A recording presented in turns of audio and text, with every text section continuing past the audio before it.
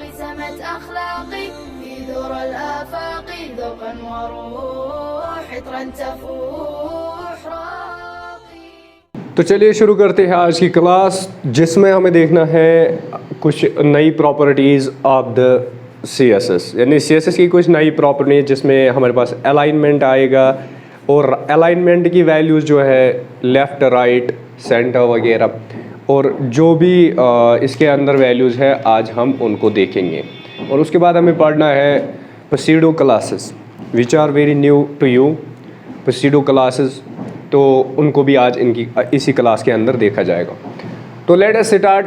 यहाँ पे करते हैं विजुअल स्टूडियो को ओपन और यहाँ पे जो कल वाली कोडिंग थी, जो कल वाली क्लास थी, वो यहाँ पे कर देते हैं मेरे ख्याल से इरेज। तो यहाँ पे शुरू करते हैं डायरेक्ट किससे, HTML से। यहाँ पे मैं HTML5 सेलेक्ट कर देता हूँ, तो ये वाली कोडिंग जो है मेरे पास आ चुकी है, इन दोनों की कोई ज़रूरत नहीं है। और डॉक्यूमेंट्स के अंदर देते हैं नाम alignment, CSS property alignment, property PROPERTY property CSS alignment ALIGNMENT alignment property. सो लेट अस सी कि वेदर इट इज़ वर्किंग और नॉट। तो यहाँ पे पोर्ट को रन कर देते हैं और यहाँ पे देखते हैं कि yes it is working. CSS alignment property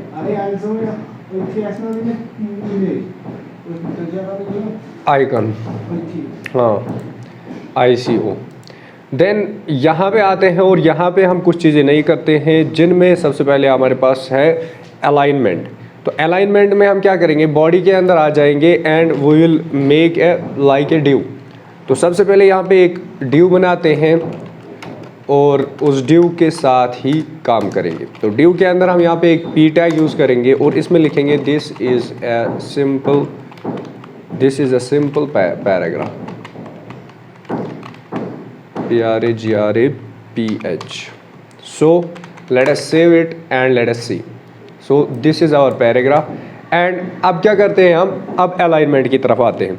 तो सबसे पहले हम यहाँ पे क्या करने वाले हैं, यहाँ पे एक CSS वाली फ़ाइल बनाएंगे आज, क्योंकि हम सेपरेट काम करना चाहते हैं। CSS नहीं, सॉरी, इसका नाम रखते हैं style.css।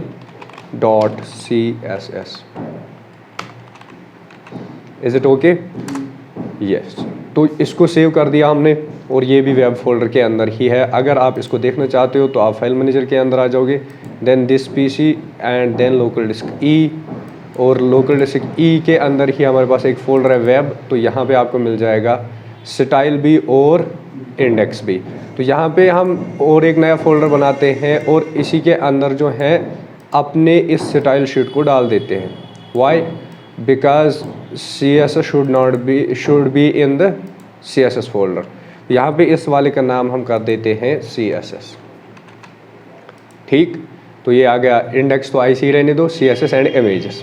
अब यहाँ पे आ जाते हैं और ये क्लोज हुआ होगा, तो यहाँ पे इसको ओपन करेंगे और यहाँ से इसको ओपन कर देते हैं। तो यहाँ पे ड्यू की स्टाइलिंग करते हुए यहाँ पे मैं सीधे ड्यू लिखूँगा एंड देन यहाँ पे इसका कलर दे देता हूँ। कलर देते हैं हम यहाँ पे ब्लू। तो ये मैंने ब्लू दे दिया, लेकिन विदाउट लिंकिंग। तो पहले हम यहाँ पे क्या करने वालेंगे, यहाँ पे हम सबसे पहले लिंक करेंगे। तो लिंक लिखेंगे rel is equal to style sheet और यहाँ पे रेफरेंस देंगे। तो रेफरेंस कैसे देंगे, // देन CSS देन /style.css। यहाँ पे इसका S कैपिटल है, ठीक है। तो इन चीज़ों का ख्याल रखना पड़ता है इस वाली चीज़ में, style.css। तो लेट अस सी कि हमारा टेक्स्ट यहाँ पे ब्लू हो चुका है, समझ आ रही है। It means that our page is working, यानी स्टाइलिंग और स्टाइल शीट और इंडेक्स जो है दोनों मिल गए, ठीक है। यानी ये इंटरलिंक हो चुके हैं, जो हमने यहाँ पे लिंक क्रिएट की तो ये हो चुके हैं। तो अब हम क्या करते हैं, यहीं पे जाते हैं वापस और यहाँ पे हम देते हैं पैडिंग। क्या देते हैं, पैडिंग देते हैं हम 3EM। तो ये इसकी 3EM आ गई। साथ में इसका दे देते हैं बैकग्राउंड कलर, तो वो दे देते हैं हम येलो। इसको सेव करते तो ये देख लो आप, इसमें सब सारी चीज़ें आ चुकी है। अब अलाइनमेंट में हमारे पास क्या होता है, अलाइनमेंट जो है ये तभी काम करेगा जब आपने विड्थ दी हुई होती है। यानी दो अलाइनमेंट्स तो वैसे भी काम करते हैं, जैसे हम करते हैं ना काम, यहाँ पे अलाइनमेंट कैसे करते हैं, हम डायरेक्ट देते हैं फ्लोट। क्या देते हैं, फ्लोट, लेफ्ट और राइट। तो अभी ये लेफ्ट में है तो यहाँ पे क्या कर देंगे, राइट।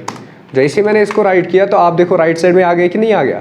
तो इट मीन्स दैट कि we can do alignment by using float. तो राइट भी आएगा, और अगर मैं यहीं पे फ्लोट दे देता हूँ इसी का लेफ्ट, इसी का लेफ्ट दे देते हैं तो ये लेफ्ट साइड में आ जाएगा। बात आ रही है समझ। और यहाँ पे आप एक चीज़ और देख लो कि इसकी जो पैडिंग है वो 3m है फ्रॉम ऑल द 4 साइड्स, ठीक है। यहाँ से भी 3m, ऊपर से, नीचे से और यहाँ से भी। अब इसकी विड्थ तो अभी तक फुल थी, अब ये कम क्यों हुई, ये फ्लोट की वजह से होती है। समझ आ रही है बात।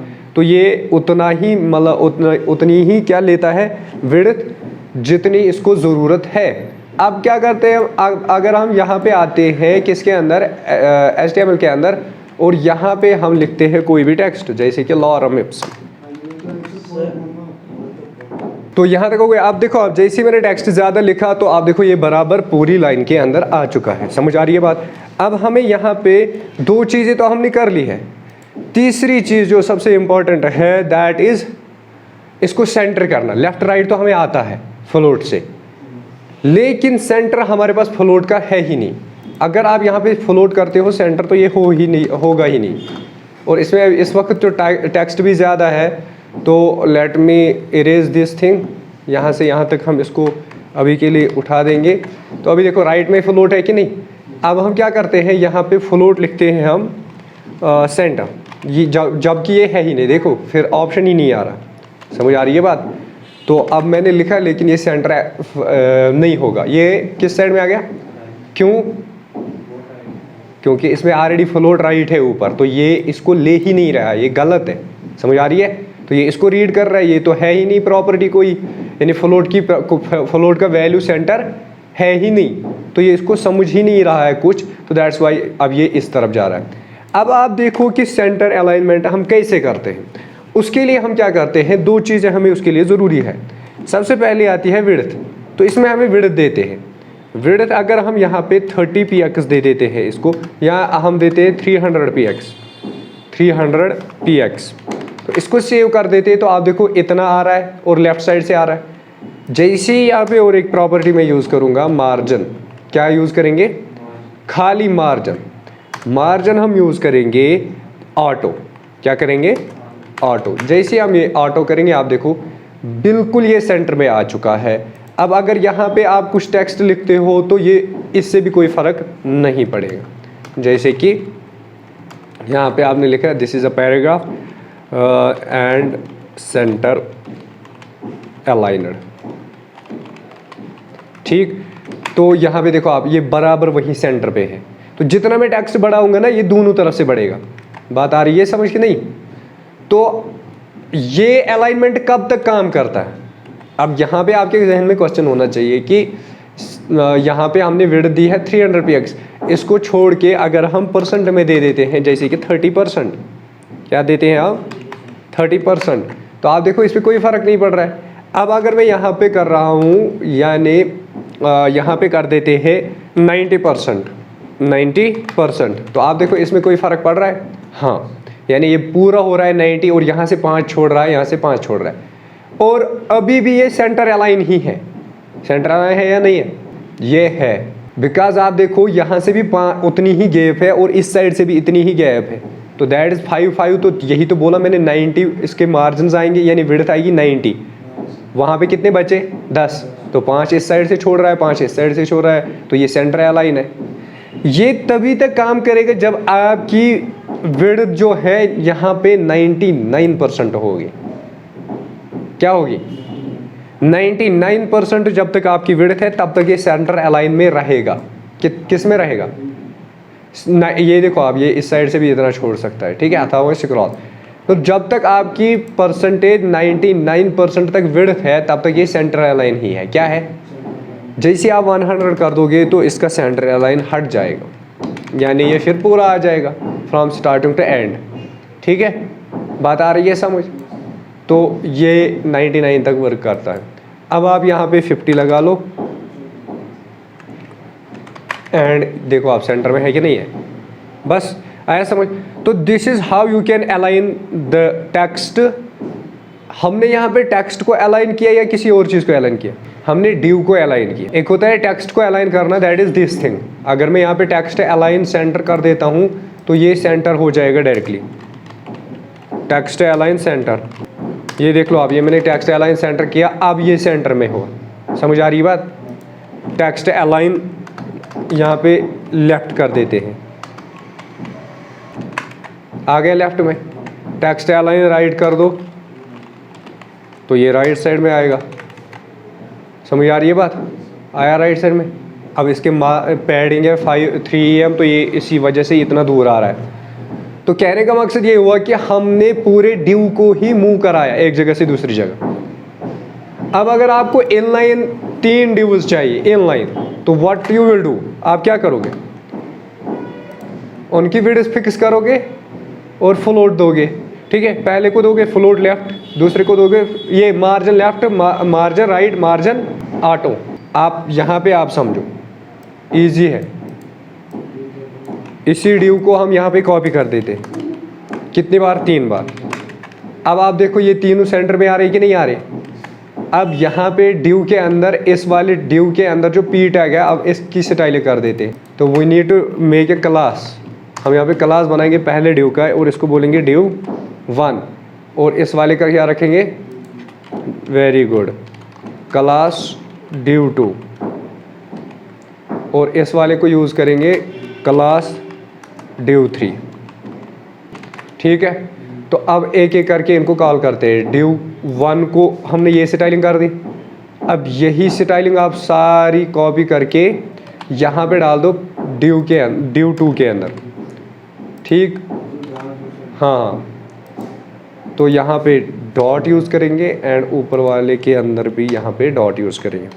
अब देखो आप, ये दोनों एक ही जैसे होंगे। ठीक, लेकिन अब यहाँ पे क्या करेंगे? यहाँ पे हम टेक्स्ट अलाइन को छोड़ दो, टेक्स्ट अलाइन हमें ज़रूरत नहीं है। Margin auto and width this thing. अब यहाँ पे मार्जिन को आप कर दो लेफ्ट, मार्जिन डैश लेफ्ट 0%। तो आप देखो आप ये लेफ्ट में आ गए। हमने गलत किया, हम पहले वाले को करेंगे मार्जिन लेफ्ट। गलत नहीं, ये भी ठीक है, लेकिन पहले वाले को करेंगे so that it will look nice. तो यहाँ पे विड्थ आप कर दो 30%। कितनी कर दो? 33। ठीक है, और यहाँ पे भी आप 33 कर दो। तो यहाँ पे मार्जिन मैंने क्या रखा है? ऑटो। यहाँ पे आप मार्जिन लेफ्ट कर दो, मार्जिन लेफ्ट कितना कर दो? 0%। इस वाले में 0, इस वाले में कर देते हैं 30%, या इसमें कर दो ऑटो। मार्जिन लेफ्ट नहीं, इसमें कर दो margin simple of, margin auto. ठीक है, अब सिमिलरली इसको कॉपी कर देते हैं और नीचे चले जाते हैं, यहाँ पे इसमें पेस्ट कर देते हैं। अब देखो यहाँ पे मैंने कॉपी किया और यहाँ पे मैं डिव 3 लिखूंगा, इसमें कर देते हैं बस। क्या? तो अगर हमें अब ये राइट साइड में लाना होगा तो then we will use another property that is float, float right. यही हम ऊपर भी कर सकते थे। ठीक है, फ्लोट राइट। अब देखो आप ये तीनों आ गए ना, कितना अच्छा भी लग रहा है ना? और ये बराबर इसका काम भी यही है जो हमने ऊपर दिया मार्जिन लेफ्ट, यहाँ पे हमने फ्लोट लेफ्ट दे दिया, तो दोनों का काम सही है। अब ये बीच में है, इसको सेंटर लाइन हमने कर दिया। अब अगर आप इनकी पैडिंग कम कर दोगे तो it will look more nice. समझ आ रही है बात? तो यहाँ पे कहने का मकसद ये हुआ कि इस तरह आप क्या कर सकते हो, इस तरह आप 3 यानी पैराग्राफ्स को अलाइन कर सकते हो एक दूसरे के बाद।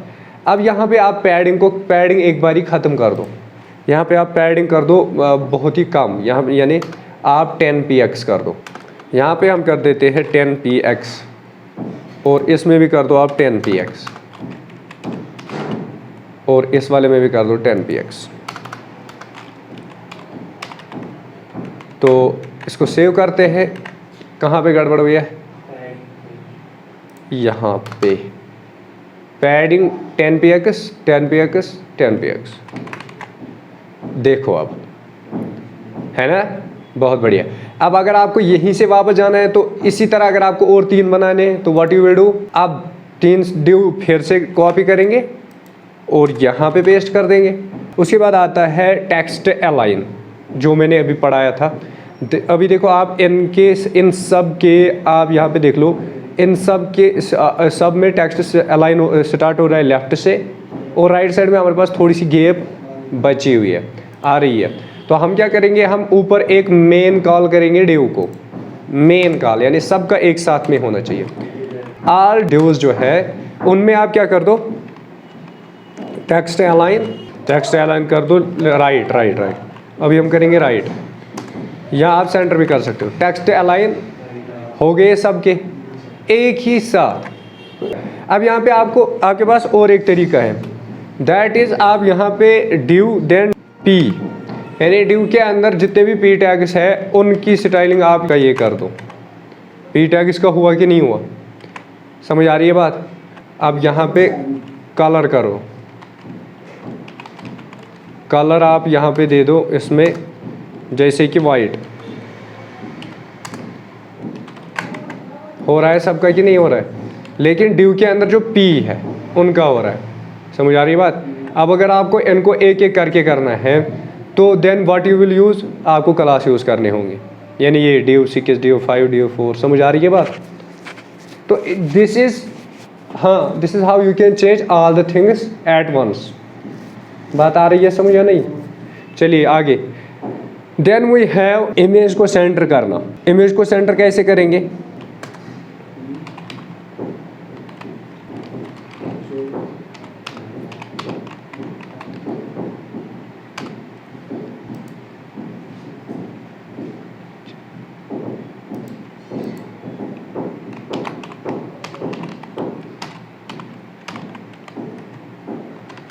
ये आ गई हमारी पिक्चर, लेफ्ट अलाइन है ना? तो बताओ इसको राइट ये सेंटर में कैसे लाएंगे?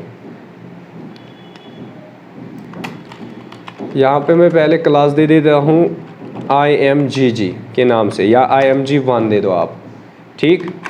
IMG1। तो अब क्या करते हैं, यहाँ पे आ जाते हैं एंड देन यहाँ पे करते हैं काम image1 का क्लास के साथ यहाँ पे स्टाइलिंग कर देते हैं। तो ये स्पेसेस साथ साथ में हटानी चाहिए वरना ये chaos क्रिएट करता है। डॉट IMG1 आप इसमें कर दो। तो मैं आपको बता देता हूँ 2 चीज़ें आप करोगे। सबसे पहले आप डिस्प्ले करोगे, डिस्प्ले ब्लॉक, समझ आ रही है बात? उसके बाद यहाँ पे आप मार्जिन करोगे, क्या दोगे? मार्जिन लेफ्ट देना है, एग्जैक्टली वो भी रखेंगे auto, margin left auto. And then third thing जो इसमें इंपॉर्टेंट है that is called exactly margin right. इसमें दोनों चीज़ें देनी पड़ती है, मार्जिन राइट भी आप दे दो, ऑटो। तो अब ये डायरेक्ट डिस्प्ले हो जाएगी सेंटर में। जैसे हम सेव करेंगे आप देखो सेंटर में आ गई कि नहीं आ गई। अब अगर आप इन तीनों में से एक भी चीज़ को रिमूव करोगे ना तो ये नहीं होगी। जैसे कि अगर हम डिस्प्ले ब्लॉक को कर देंगे तो आप देखो लेफ्ट अलाइन होती है, बात आई समझ, है ना ईजी? तो इस तरह आप इमेज को क्या कर सकते हो, राइट अलाइन। उसके बाद आती है और एक चीज़ जिसको हम बोलते हैं राइट अलाइन, यानी किसी भी चीज़ को राइट अलाइन करना बाय यूजिंग पोजीशन। उसमें हम पोजीशन का यूज़ करते हैं, क्या करते हैं, यूज़ पोजीशन। तो राइट अलाइन करना, हाँ, राइट अलाइन यूजिंग पोजीशन। तो उसके लिए हम क्या करेंगे, यहाँ पे एक ड्यू को लेंगे, यहाँ पे मैं क्या करूँगा, इस वाली चीज़ को यहाँ से लेकर यहाँ तक कॉपी कर देते हैं, ठीक है? And we will paste it here. तो यहाँ पे पेस्ट करने के बाद यहाँ पे नाम क्या रखेंगे, 7th वन। तो सेव कर दो इसको एंड आ जाओ CSS के अंदर। यहाँ पे हम लिखते हैं डॉट ड्यू 7, ठीक? यहाँ तक तो सेम ही है जितना अब तक हम कर रहे थे। तो यहाँ पे आप क्या कर दो, पोजीशन दे दो आप, क्योंकि हमें पोजीशन से ही अब इसको क्या करना है, राइट अलाइन। तो पोजीशन सबसे पहले हम देते हैं एब्सोल्यूट, क्या देते हैं, एब्सोल्यूट। और यहाँ पे आपको राइट देना पड़ेगा, यानी शाबाश राइट, खाली राइट आपको देना पड़ेगा कितना, 0% दे दो या 0px दे दो या 0em दे दो, ठीक है, 0px। तो उसके बाद यहाँ पे तीसरी चीज़ जो आएगी दैट इज कॉल्ड विड्थ। जैसे कि आप 30% दे दो, ठीक है। चलिए देखते हैं आ गया कि नहीं आ गया, है ना। अब यहाँ पे 30% is the width of the due. इसको आप कम ज़्यादा भी कर सकते हो, जो कि मैंने कल भी दिखाया था। अगर ओवरफ्लो होता है then you can hide that. तो यहाँ पे 20 कर देते हैं। तो आप देखो ये दूसरी लाइन में आ गया कि नहीं आ गया, बात आई समझ। तो यहाँ पे आप कुछ भी दे सकते हो इस जगह में। और राइट जो है दैट शुड बी 0%, यानी राइट 0px, यानी इट मीन अगर हम यहाँ पे परसेंट दे देते हैं तो what is going to happen, चलो देख लेते हैं। कुछ नहीं हो रहा, यानी 0% मीन्स यानी ये 0% आएगा राइट साइड में। राइट साइड में 0 है, विड्थ है 30% और पोजीशन है एब्सोल्यूट। तो इसी पोजीशन की वजह से यह कहाँ पे आ जाता है, राइट साइड में। बात आई समझ या नहीं।